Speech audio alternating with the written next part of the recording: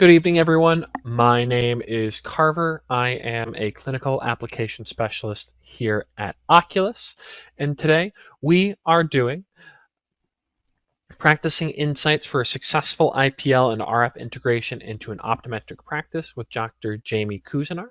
Before we get started today, I do have a few kind of housekeeping notes. This is being recorded, so if you miss any portion of it, you will be receiving a recording via email about a week after the presentation. If you do have any questions during the webinar, please go ahead and enter your questions into the chat box, into the question section, and we'll go ahead and address them at the end of the webinar. Dr. Jamie Kuzniar, founder of Elevate Eye Care plus Eyewear, earned her doctorate of optometry degree from Michigan College of Optometry at Ferris State University and completed a corneal disease and contact lens residency at Indiana University. She specializes in fitting gas, permeable, and scleral contact lenses, myopia management, orthokeratology design, and dry eye. Dr. Kuzniar has garnered numerous awards, including Clinical Excellence in Gas Permeable Contact Lenses Award, and is recognized as one of Newsweek's top 25 doctors in America for 3 consecutive years. A fellow of the Scleral Lens Society and American Academy of Optometry, as well as an advisory board member for the GPLI. She lectures nationally on specialty contact lenses, dry eye, and keratoconus. Dr. Kuzniar, I am so excited to learn from you today. Take it away. All right, thank you so much, Carver. And thanks to all of you for joining tonight on a Wednesday evening. So I'm super excited to talk to you about integrating IPL and RF into your practices.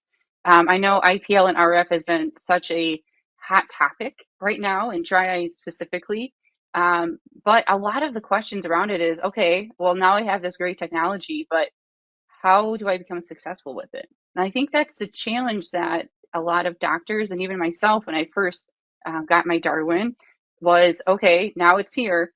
What do I need to do? How do I need to train my staff? What do I need to purchase? How do I get my patients on board with this? Because it is quite an investment in dry eye technology to bring this into your office. And you don't want it to just sit there in a room and be an expensive paperweight, right? I still remember when I brought in my IPL and radio frequency, everybody I told, all my friends and family members were, chomping at the bit to be the training guinea pig. And so I think a lot of times we need to keep that in the back of our mind that if all of our friends and family are that excited about this technology, then all of your patients should be too. So we're going to talk about a few different things on this webinar. The first one would be growing your dry eye practice. I'm also going to touch on using the keratograph for a dry eye analysis, which is an instrument I've been using personally for many years now. We're going to talk about conversions and how to make appropriate recommendations for your patients. We'll talk about preparing your office for your IPL or RF and really creating that environment for your patients. A little bit about consent forms before and after care. How do you schedule your patients and things that you need to consider, especially if you're a pretty busy practice. Different maintenance programs, and then team training. So looking at dry eye. So the question I've been kind of thinking the last few years is when you think about dry eye is dry eye the new presbyopia? Is this something that everybody's going to end up having at some point? When you look at how much screen time everybody has and seeing younger and younger patients having issues with dry eye, it's almost becoming an automatic thing that patients are going to be in your practice with dry eye. Is everybody going to end up with it? I'm not sure. It's kind of wild to think, even for those of you that fit contact lenses a lot, think about the contact lenses you used to wear as like a teenager in your 20s versus nowadays. I'll have an 18-year-old that I'll have in the best daily disposable contact, and they'll say their eyes are still pretty dry. So to me, that's really concerning about how many patients are going to have dry eye in your practice, especially over the next few decades. So adding that dry eye specialty is really a good way to set yourself apart in your community. And it also really helps your patients coming back on a regular basis. So when I opened Elevate Eye Care, I've been open almost 2 years now. I am a cold start practice. So really the more things that you could do to set yourself apart, whether it be as a cold start, or maybe you're a new associate at a group practice, or you're just trying to get new patients, is just have patients come back more regularly, offer something that's different, right? If you have a dry eye patient coming back every month, every 3 to 4 months, every 6 months, they're coming back more often. They're going to see your optical. They're going to schedule their return exams instead of waiting until their glasses break or they can't see. They're going to be coming in the office more frequently. And so when I started doing a lot more dry eye, it's just more and more patients coming in and scheduling their family members, they're scheduling their children, they're picking up that second pair of glasses that they've been thinking about. So really it grows your entire practice just by doing dry eye. And the other cool thing is you can help make your patients happy and then you get a lot more referrals too. So even before I started doing IPL and RF, I was using my keratograph a lot and just doing my biography and talking about dry eye. And I had so many patients in the area come to me because they heard that I have this new technology, to image and treat dry eye. So that almost was really my push by having my keratograph into getting the Darwin. So it's like you can image all this great stuff and you know that patients have dry eye. And then I felt like I didn't have the next step to really treat them. So getting all those word of mouth referrals, they all start to stack up and they want that new technology. And the other great thing is you can market yourself to area doctors too. A lot of doctors don't want to manage chronic dry eye. It can be a really, really frustrating disease to treat if you don't love doing it. Or maybe they work in like a corporate setting or they don't have access to an IPL.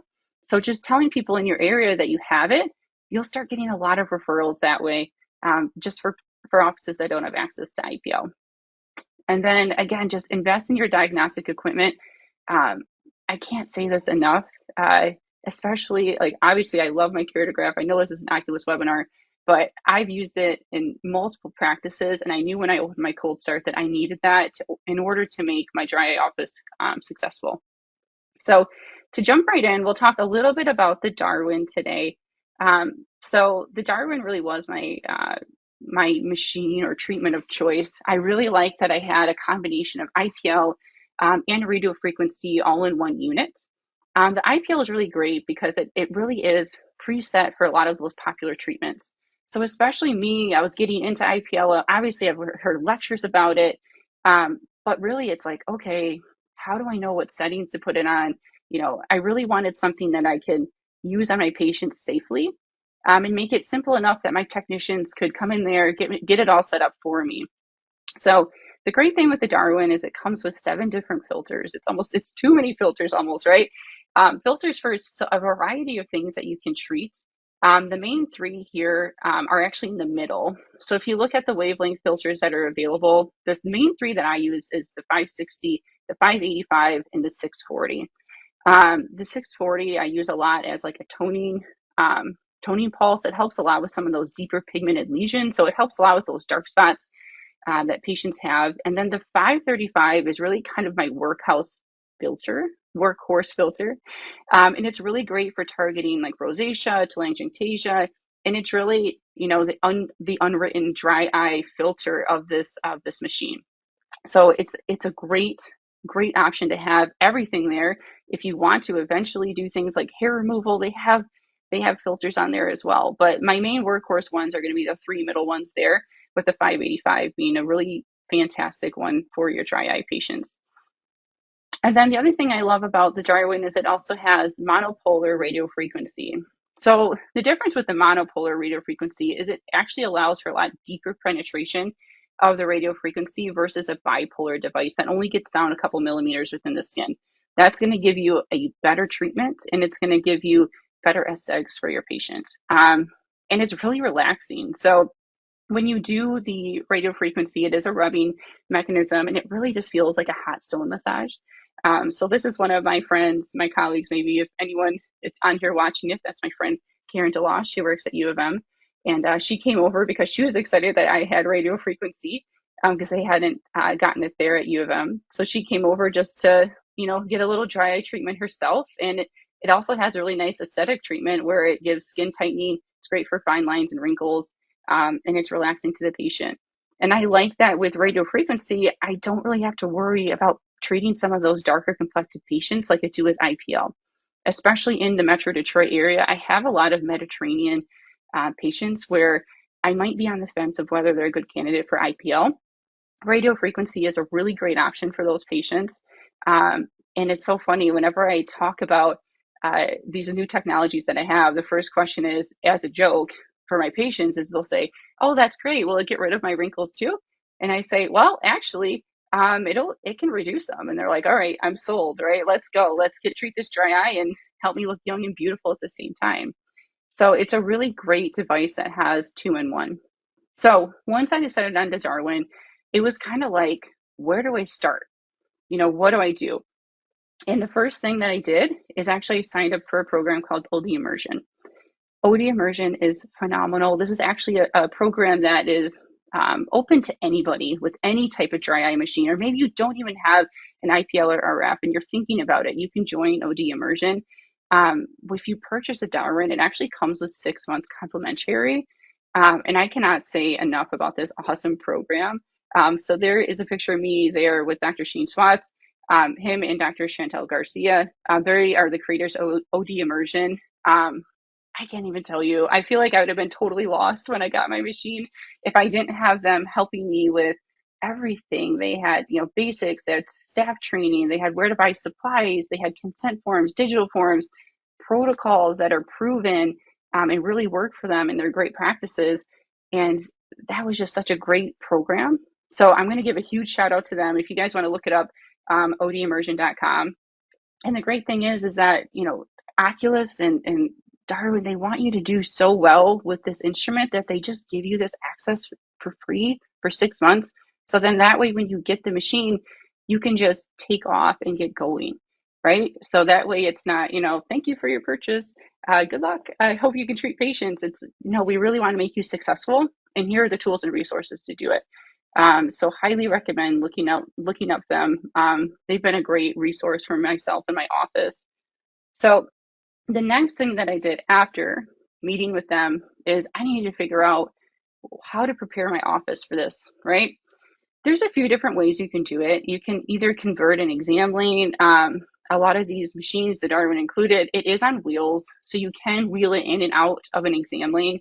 My exam lanes were a little bit too narrow to be able to do that and treat the patient properly. And so I actually had a third exam lane that I decided to convert into a dry eye room. And this is my room right here. So it's nothing super fancy. Okay.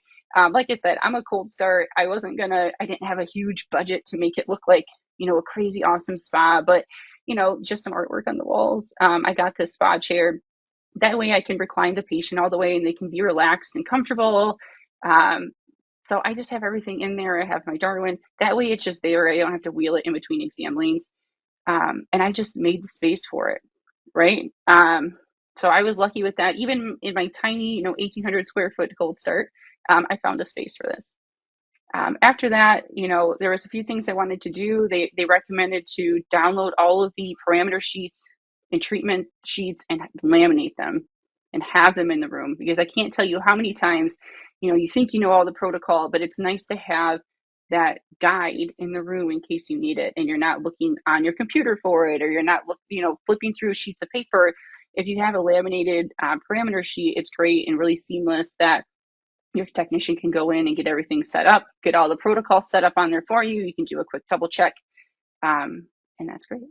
And then the other thing too is staff training. So speaking of technicians, the first thing that I did is, told my staff that we're getting this new technology. I got them super excited about it. Okay. I just went over the basics at a high level. So not everybody on your team needs to know, exactly what wavelength are we using for IPL or what's going on. I wanted them to know at a high level of what it is. So it's going to be a new device that treats dry eye. It's going to help us to eliminate inflammation for patients. It's going to have aesthetic benefits. It's going to make it so we can get a lot of patients off of their drops, right? And I also wanted them to know the ins and outs of scheduling and consent forms. And they needed to know that patients are going to have to come back usually for about 4 sessions and how far apart to space them. I had the staff watch some procedures and I actually performed them on some of my staff members so that they could see, how great it was and how it's not scary. So I think at first, especially with IPL, people get a little bit nervous.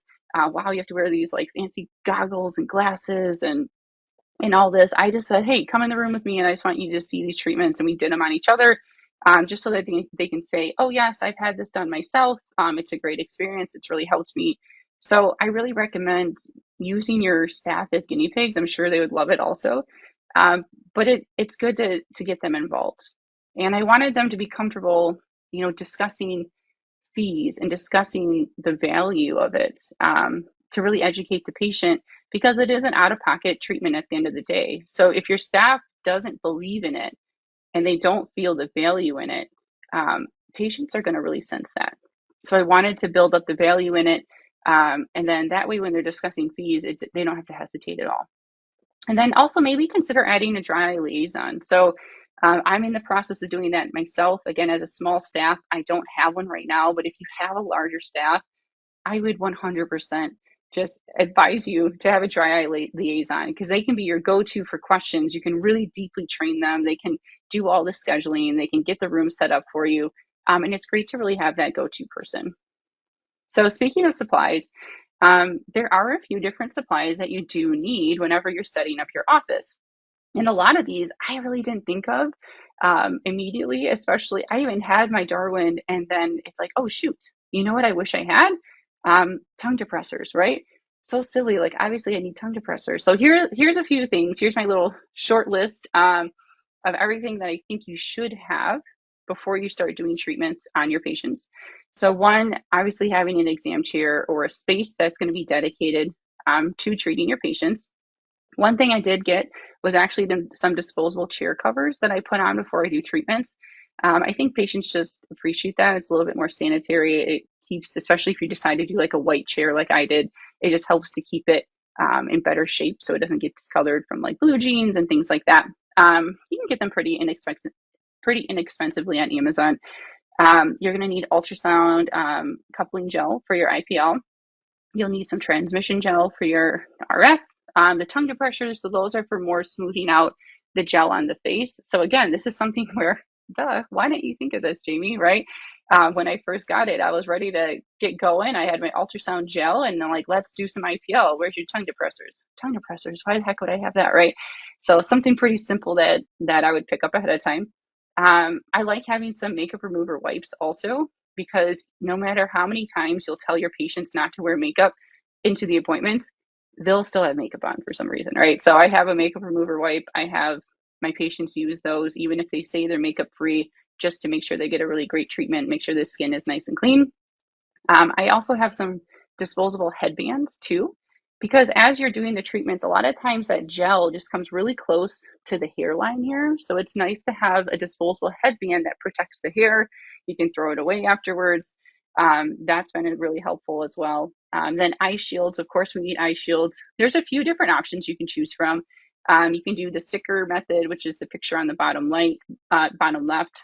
I really like those actually a lot. They're very comfortable for the patient. It protects the eye. And then, of course, goggles. It does come with goggles as well. Sometimes those are just a little trickier to get as close as you need to the glands. And then, of course, shields. So shields, if you want to do a full scleral shield and go directly over the eyelids, especially if you're treating like a sty or chalazion, I recommend having shields as well. And then, of course, you need doctor and staff goggles. That way, if anybody in the room with you, they should be wearing goggles and eye protection. A meibomian gland expressor. So I had that from other devices that I use in my office just to help express the glands after treatment. And then having different sunscreen options. So this was something too that I didn't really think about, because I am very fair skinned. So of course I always have sunscreen myself, but I realize a lot of my patients are not using sunscreen, which they should be. Okay. So I would mention in the before care, I'd say, all right, and then you'll have to use sunscreen after your treatment, and especially for the first, week or two afterwards. And a lot of them didn't have any at home. They weren't thinking about it, or maybe they had like an SPF 15. So it's nice to either have that in your office that you can give to them or sell, or at least have recommendations that you can give beforehand so that they can have sunscreen to apply and to have over the next couple weeks after the treatment. And then the other option too, a nice little added feature is if you have like a Lumify or an anti-inflammatory drop, that does help after the treatment, just because if there is any extra inflammation from either having the shields on or what have you, it just helps to kind of whiten up the eye, helps them getting to feel better immediately.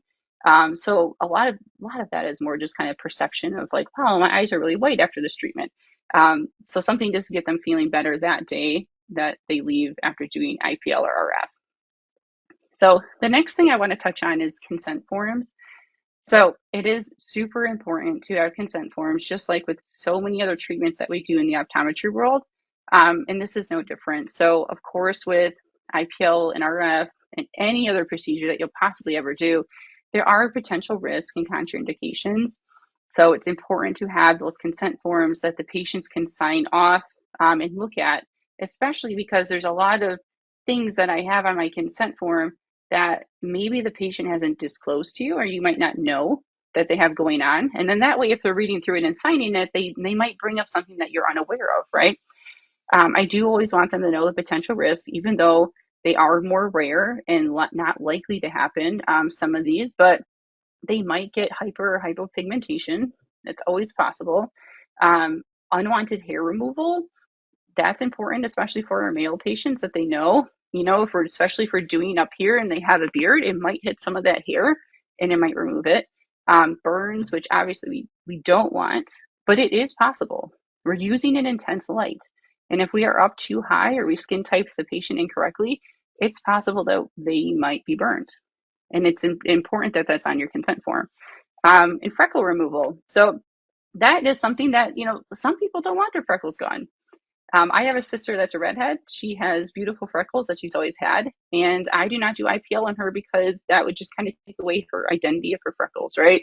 So for some people, if you do not tell them that and you remove some of their freckles, they might not be the happiest person in the world. Okay. The other form that's important to have is a skin typing questionnaire for your IPL. That way the patient can fill it out themselves. And I would always recommend just kind of looking their answers over as well. My kind of funny story is I did IPL on my mom recently, and she totally skin typed herself incorrectly. She is definitely a skin type 3. She has, darker hair, darker eyes. To her, she skin typed herself as a type 1, which is a redhead. Okay. So just kind of look over the answers that the patient gives you on the questionnaire and just see if they make sense. Okay. Um, for example, one of the questions that she had graded herself is, if you're outside in the sun, do you burn? And she said, I rarely burn. And I said, wow, that's really weird. You seem to sunburn a lot. And she goes, oh, well, I rarely burn because I don't go outside in the sun. Okay. So sometimes your patients might incorrectly answer it. So that's always my little pearl of just kind of look over the skin type questionnaire in your mind, kind of think about what you would type them and just use that as a cross check. Okay. But your skin typing is really going to set the tone for what treatment and what, how intense your IPL treatment is. So that is a really, really critical step. And my recommendation that actually Dr. Swatz had recommended to me is on the first session, treat one skin type higher than you think. Okay. So if someone is skin typed as a 3, treat them as a 4. That's going to be a less intense light, and then just see how they respond. Okay. And that way you can kind of adjust your treatments accordingly there. It's always easier to, skin type higher than wish you would have, the opposite way, and you don't want to burn a patient. So I always do that first test, and then I skin type 1 higher. So that's just kind of my own personal thing that Dr. Swatz shared, and I've adapted that protocol as well. And then consider doing a test spot as well, especially if someone has like a darker pigmented skin types. I usually do my test spot kind of here along the jawline. If you're truly concerned about it, you can do a test spot and have them come back like a day or two later. I usually do a test spot, and then I'll just take a look at it and kind of see how the skin reacts. Ask the patient, how did it feel? It'll probably have a little sting to it, but it shouldn't feel like a burn. Okay, so I just kind of check in with them and see how they feel there. So moving on to scheduling. So scheduling can be a little tricky, especially if you're a pretty busy office or clinic.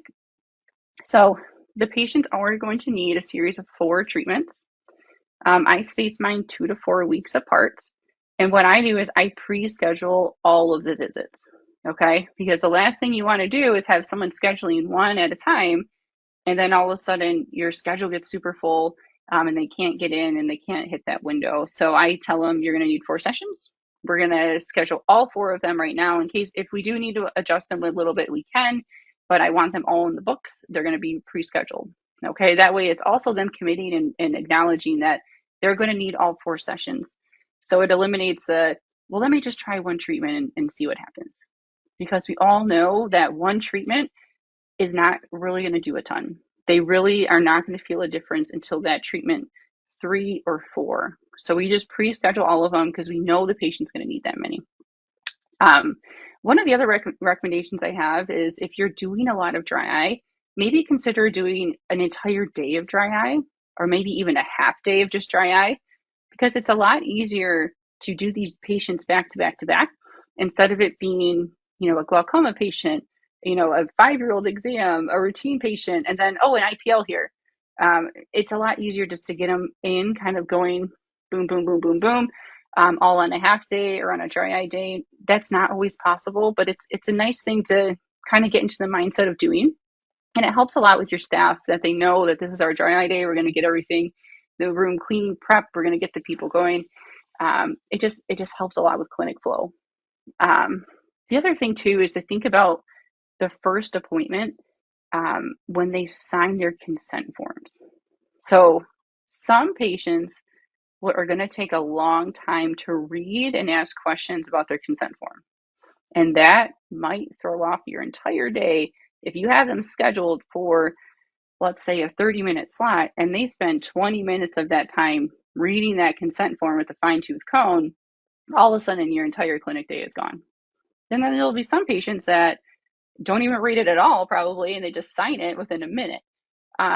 So depending on your office and how you feel like your patients are, it might be worth it to do a consent appointment as a separate appointment where they come in, you do your skin typing, you do sign the consent forms, maybe you do a zest treatment, and have that as a separate day if you can. Either that or the first day that they're doing the treatment, maybe schedule that as a longer block, just in case you have patients that take a long time reading that consent form so you're not rushed or falling behind the rest of the day. And considering that too, a lot of times I like to schedule this as the last appointment before lunch. That way, in case that does happen, I can kind of spill over into lunchtime and it doesn't really affect clinic flow, or you can put it at the end of the day. And if they come in and they sign their consent form super fast and everything goes smoothly, then you can get out a little bit earlier. It's great to have the staff available to get the equipment set up appropriately, get the patient ready for the doctor, have their skin prepped, reclined in the chair, gel applied, ready to go. That way you can just come in as the doctor, do a little nice hello, any questions, do the treatment. The treatment itself does not take very long, especially with IPL. But if you're going in there with the patient and then they're taking their makeup off and they're taking a long time to get into the chair, it's not always the best use of doctor time. So if you can have a really great staff member that gets them all ready to go, and then the doctor can just go in, do the treatment, give the send off, and then the employee can help the patient, get cleaned up and get checked out afterwards. That's a good way to keep the staff and the schedule flowing efficiently. So speaking of that, looking at some before and after care instructions. So what I've been doing is I send out information ahead of time to avoid any kind of surprises on treatment days. I'll also verbally go over it during my dry eye assessments if they say, that sounds great, I want to sign up for IPL. I kind of verbally will go over any contraindications and verbally go over how I want them to prepare, but I still will send them information via email ahead of time as well. So before care, I just want the patients to know there might be some things that make them not a great candidate.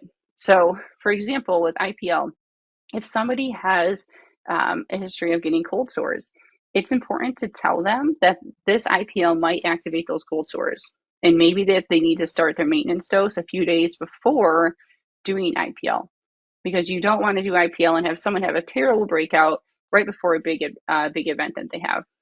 It's important that they don't already have a sunburn.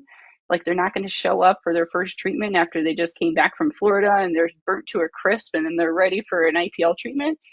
They need to know that you need to protect your skin before and after treatment. Certain medications, if they're on Accutane or doxycycline, they have to be off of that medication. Um, with RF, you have to ask about filler and Botox. We do not recommend doing that if they've had it in the last 4 weeks. There's a lot of patients that I have no idea. If I looked at them, I did not know that they have filler or Botox. So it's important to just ask. I've been asking everybody, and just an FYI, if you've had Botox in the last 4 weeks, and they'll say, oh yeah, let's try to time this so that it's kind of off schedule with getting my injections.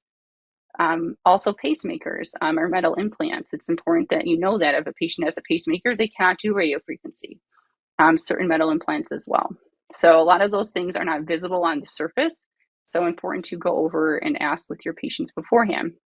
And then aftercare, like we mentioned before, just making sure that they have sunscreen that you can apply in the office, and maybe you can sell it in the office if you like to, or you can make recommendations. And a nice thing too they can consider is doing like a cool towel afterwards too, just to kind of let them get their skin cleaned up with that gel and also just kind of soothe the skin. So I actually recently just bought one of those little like mini refrigerators, those little makeup ones, that everyone's been buying to put in their bathrooms. And I have like a little fancy looking mini refrigerator that I have my cool towels in. So then after their treatment, they can have a nice, relaxing, cool towel afterwards. And I think that just helps to add like a little touch to the treatment afterwards. Now, looking at some maintenance recommendations, it's important that the patients know that this is not going to be 4 sessions and then I'm cured. I'm cured forever. I'm never going to need anything. There's going to be maintenance. So there will be maintenance. A lot of times with IPL and RF, we might be doing maintenance every 3 to 6 months, maybe once a year. It just really depends on the severity of the dry eye, what their treatment goals are. So it's important to let your patients know that. If you want to, it might be a great option to maybe offer packages that they can just pay monthly or quarterly payment options. Then that way there's not a huge, large cost all at once. And it also increases compliance. If someone's paying monthly, a small amount monthly, they're going to come in for their maintenance treatments that they've already prepaid for. And then it keeps them coming in. It keeps their treatment going instead of them waiting, oh, let me just see how long it lasts until my eyes start feeling bad again. And then they wait an extra year or plus, and then you're kind of starting over from scratch and having to do all 4 of those sessions all at once again. So I kind of compare it to going to the dentist for cleaning. If you go to your dentist and they get all of that tartar and plaque buildup off, it's going to come back again, right? And it really depends on if you do your homework at home, if you're not brushing your teeth.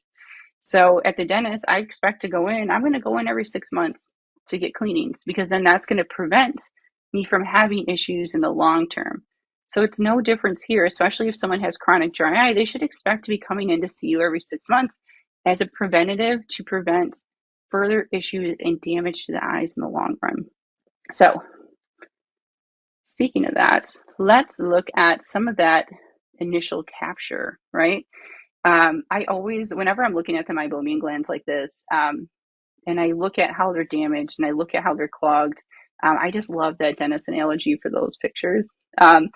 So talking about how we want to keep everything clear, we need to keep the glands moving, just like how, if you have an obstruction in the gland, we want to clear it out. Just like how if we have a tartar buildup on the teeth, we're going to clear that out as well. So then that way they can work properly like they should. So how do you get the initial capture for your patients? So dry eye is kind of variable. And it's tricky where you have patients sometimes that have crazy severe symptoms. They're putting drops in every hour, but there'll be no signs of it. Their eyes will look absolutely perfect. And then there's other times where there's patients with a ton of signs, a ton of SBK, a ton of telangiectasia on the lids, and they have no symptoms at all. My eyes aren't dry. I don't know what you're talking about, doc. Everything looks great, right? So you can consider adding a few additional tests to your workup. So some offices, what you can decide to do, if you have the time and capability, is maybe doing some baseline lower lid gland scans. just to kind of catch some of these a little bit early. So this was just one of my patients that was a contact lens wearer, and she just always kind of complained that, my contacts get a little bit dry after about 6 or 8 hours. And then doing her lower lid scans in her basic workup, you could see, oh yeah, you're having some gland dropout here. So there's some areas where the glands are starting to drop out, they're starting to die off, they're clogged, they're not working well. So this isn't a contact lens problem. This is a dry eye problem. So a lot of times just kind of pivoting that to the true cause of it, it's not that you need a better contact. It maybe means that you need better glands, right? Or even just doing a speed or an OSDI questionnaire at intake as well, either having your technician do it or having it as some of the intake paperwork that they fill out either online or when they get there for the exam.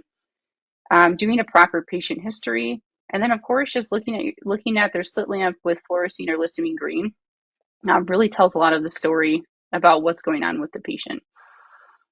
So the trickiest part that I think a lot of doctors, staff members struggle with is once you figure out that the patient has an issue, they have meibomian gland dysfunction, they have dry eye, how do you have that conversation with them? And how do you have that conversation with them to invest in a treatment that is going to solve the root problem that they have, but it's not covered by insurance and it's going to be an investment for them? So that is the trickiest part that a lot of doctors struggle with. Because as doctors, we're trained how to diagnose disease, how to treat disease, but we're not really told how to have a conversation like this with patients. So here are a couple tips that I use when talking to my patients about IPL or RF. I love telling them that it's a drug-free, drop-free option for them, because a lot of times my dry eye patients are sick of being on drops every day, multiple times a day for the rest of their life. So they will come and tell me that I don't want to add another drop. Okay, well, great. I have another option for you that is going to help treat the root cause of your problem. And it's not adding another drop. If anything, you might be able to drop the prescriptions that you're already on. I recently had a patient come in and she had printed out 5 journal articles about her dry eye, that drop that she was on, and how she was concerned that it was causing other health problems for her, and just said, I want some relief of something that's not going to be another pharmaceutical drop.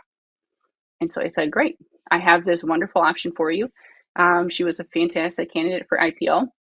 And she loved that I had that. And she loved, the point that she loved for her was that it was a drop-free option to get her off of her prescription medication. And a lot of times just sitting and listening to the patient's concerns and symptoms, I just sit back and I say, well, what are you doing right now? How is that working for you? What have you tried in the past? And just listen. And I document everything that they've done. And just listening to your patients a lot. And then just don't over explain. Just keep it really simple. You don't have to explain when you're doing radio frequency exactly what is happening to the water molecules and why is it, clearing the meibomian glands and what layer is the IPL going to. If you start saying that to a lot of your patients, their eyes are just going to glaze over. So just don't over explain. Keep it simple. Go over the meibography, any kind of photos, express your concerns for them, and say, this is what I recommend for you, and this is what's going to work the best. So especially when you're looking at something like IPL, if cost wasn't an option, what would you recommend for your patient? So if you have a patient right in front of you right now, and they're the perfect candidate for IPL,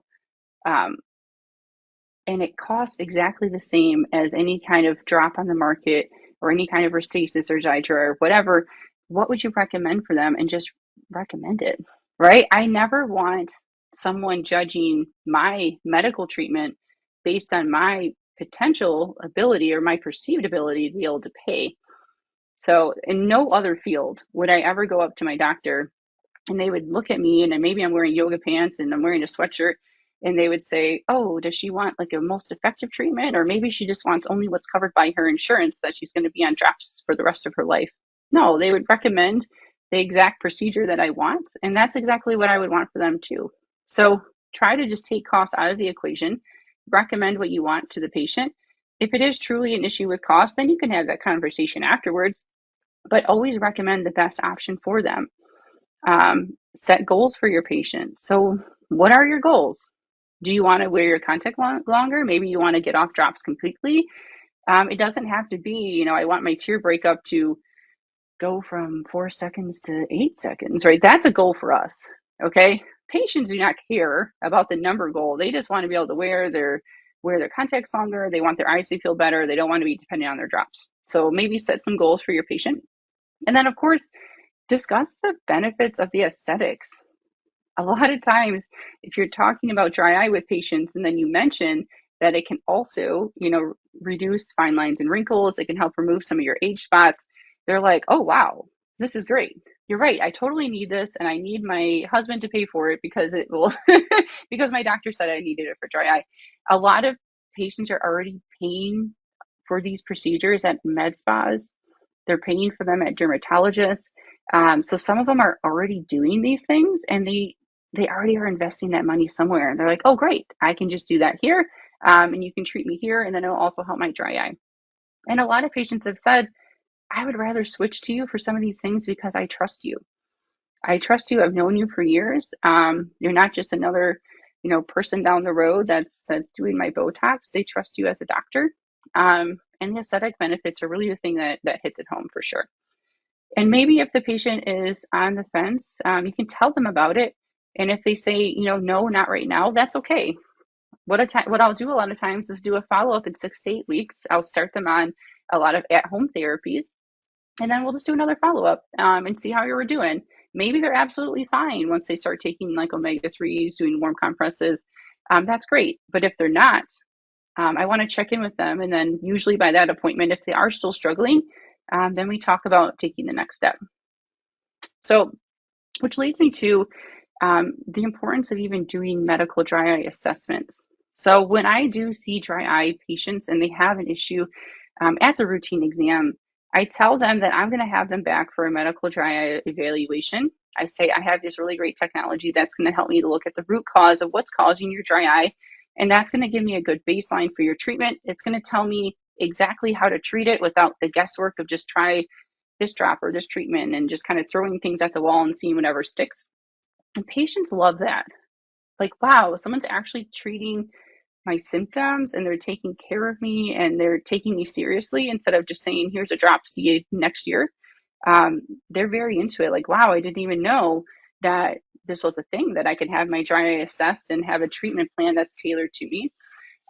So really, there's just not a lot of time in the routine exam to do all of this with the patients. And I explain that to them and I have them back for a medical assessment with baselines. So when I have them back for their medical assessment, I'll use my Keratograph there. It does a number of dry eye reports. It's amazing. The two I'm really going to hit on today, because I feel like it ties really well with the Darwin, is doing the non-invasive tear breakup time and myography. So the non-invasive tear breakup time, this is probably my favorite test to run on my patients. So this allows you to do a tear breakup time without putting fluorescein dye in the eye. So basically it has you blink a couple times and then the patient will hold their eye open like a staring contest, and it actually will map out where those tears started to break up, what time they did, and it puts it on a map, a visual map for the patient to see. It's so much harder for us in the slit lamp, putting that, putting that fluorescein in there and then us counting in our heads. The patient doesn't know what we're doing. They can't visualize what's going on. But when I do this, and if I showed this map to a patient, I would say, you see all those red and orange spots right here? Those are dry spots that are popping up on the front of your eye.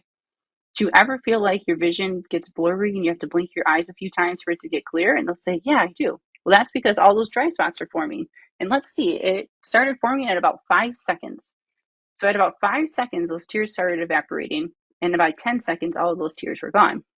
And I'll tell them, I would like that goal to be for a normal patient without dry eye about 15 seconds. So your tears are evaporating about 3 times as fast as the average person. And that's why you feel like you need to use drops all the time and why you feel like your contacts are not comfortable and they're blurry. And it's like, wow, they're always like, wow, this makes a lot of sense. So it makes a huge impact.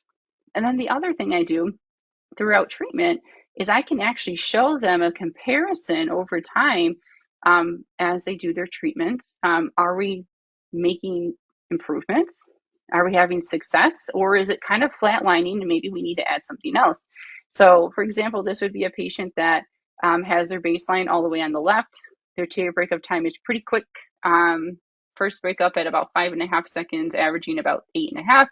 And then throughout their treatments, doing various things in office, you can show them, look at all that extra green on there. That means the tears are staying on your eye even longer and longer and longer. So it really visualizes and shows them what they're investing with you if they choose to do an IPL treatment, doing it before and after of, wow, look at how much better you are. Because a lot of times, and if you look at these scans, these are from a few years back, but if you look at these scans, one was in April and one was in January. A lot of times, patients aren't going to remember how dry that they were like 6 to 8 months before that. But if you visually show them and show them their speed scores and show them this tear breakup and how much success that they have, they're happy. Because I've had patients in the past, years ago, the different treatments that I'm doing saying, I invested all this time and money and I feel like my eyes are the same. And you can show them the baseline versus where they're at now and show them the improvements. And they usually say, wow, I didn't realize how dry my eyes were. And I guess you just kind of forget when you've had improvements. So this is a wonderful tool that I use a lot. And then looking at my biography, I feel like it's so difficult to do IPL and RF if you don't have my biography to really visualize and show the patient what's going on and what are we treating. And I like to use this scale. So I'll put their picture on there and then I'll slide it over the scale and say, a grade 0 on the left is how your gland should look.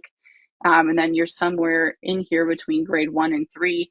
And we hope that you never get to grade 3 because once those glands are gone, I really cannot bring them back. So I show them where they're at and I show them that it can get worse. And it's a good conversation point and patients love looking at it. Um, and at this point, it's like, gosh, is my biography, especially for dry eye, is it really going to start to become the new standard of care? Just kind of like OCT, I feel like is standard of care for glaucoma. OCT is looking at, the structure of the nerve. My biography is really looking at the structure of these meibomian glands and looking at what is happening. Is there atrophy happening with the glands? Is there an issue with the dry eye? Is that going to be the new standard of care instead of just putting another patient on artificial tears or some of these other medications? And really, having a picture is really worth 1,000 words. I've had so many patients take a picture of the picture so that they can show, their significant other and say, wow, look at this. This is what's going on with my eyes. This is a serious problem. And it really just puts it into perspective for them so they can really visualize their dry eye. The other great thing about the Keratograph too is it can make a customizable report. So you can really integrate all of those reports that I just showed you before. And then you can have these pre-typed out response that depending on what they're graded and all the recommendations, you can print that out and you can give it to the patient and they can take it home with you. And also just doing before and after pictures too is super helpful. So whether you do fluorescein pictures or maybe you do pictures of their telangiectasia on the lids to show their before and afters, that's been super helpful too for my patients, especially ones that have a lot of stain without pain, right? They don't know how dry their eyes are. And if you can show them how much their eyes have healed, even though they don't have that sensitivity, it really goes a long way for our patients. So to kind of wrap it up, for some conclusions here, we know that dry eye is growing at a tremendous rate. My recommendations for you is, get a meibographer, utilize that meibography to really convert these patients with IPL and RF, and set your practice up for success before you treat your first patient. You don't want your first patient coming in and knowing that they're the first patient, right? You don't want them coming in and saying like, oh, all your stuff is kind of a mess and we don't know where this is and we don't know where that is, or we seem unsure of ourselves when we're doing the treatments. Empower your team to be confident in it. Empower your team to help convert patients and to educate patients, and just prescribe confidently. So patients can always sense when you don't have confidence in a treatment or confidence in yourself. But if you can truly tell them, even if you just start doing this, and maybe you've only treated your mom, or maybe you've only treated your sister, you could say something like, "Oh, it's so great. I recommend it. I even treat my own family members with it because I truly believe in it that much." Just empower yourself, empower your team, because we know that the technology works. The hardest part is getting everything all set up, and getting those patients to believe in it as well. So I think if you do a lot of these steps, and educate those patients, and prescribe confidently, your practice is just going to take off. And sooner or later, you're just going to have so many dry eye patients, you're not going to know what to do with it. Um, and it'll be a great thing. So, with that, I went over a lot of information, but do we have any questions at all? We do, Dr. Kuzniar. We really do have quite a lot of questions, and you really did cover so much. Given that there is kind of so much kind of logistics to think through, kind of information to look at and consider, do you have like flow charts or procedures that, based on the signs and symptoms that you see? Based on, I'm assuming they mean like based on like a severity, maybe.